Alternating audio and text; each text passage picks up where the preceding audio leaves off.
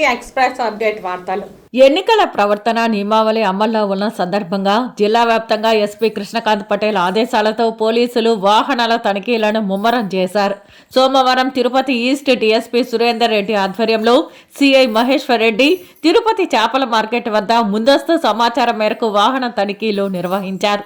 పాత మున్సిపల్ కార్యాలయం మార్గం నుండి లీలామహల్ కూడల వైపు వస్తున్న ఈకో కారును ఆపి తనిఖీ చేయగా అందులో నల్ల బ్యాగులో ఉంచిన లెక్కలు లేని నగదు 31,50,000 రూపాయలు గుర్తించామని సిఐ తెలిపారు.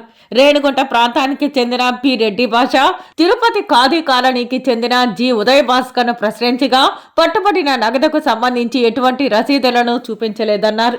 ఎన్నికల నియమావళి అమల్లో ఉన్నందున నిర్ణయించిన పరిమితికి మించి నగదు రవాణా చేయడం వలన సదరు వ్యక్తుల నుంచి పంచాయతీదారుల సమక్షంలో ఆ నగదును సీజ్ చేశామన్నారు.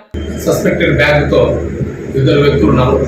వాళ్ళ పేర్లు విచారించగా ఒక అతని పేరు ఉదయభాను ఆదినగర్ తిరుపతి అని, ఇంకొక అతను రెడ్డి భాష రేణిగుంట తిరుపతి జిల్లా అని తెలియజేశాడు.